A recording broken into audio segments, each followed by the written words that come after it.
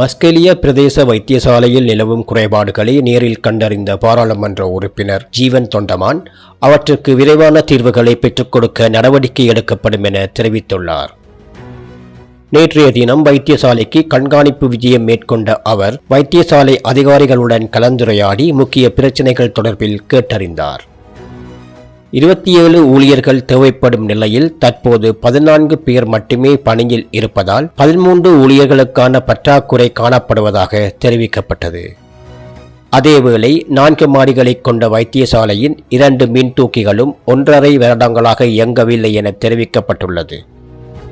குறைந்த மின் அழுத்தம் காரணமாக இந்த பிரச்சினை ஏற்பட்டுள்ளதாக அதிகாரிகள் தெரிவித்துள்ளனர்.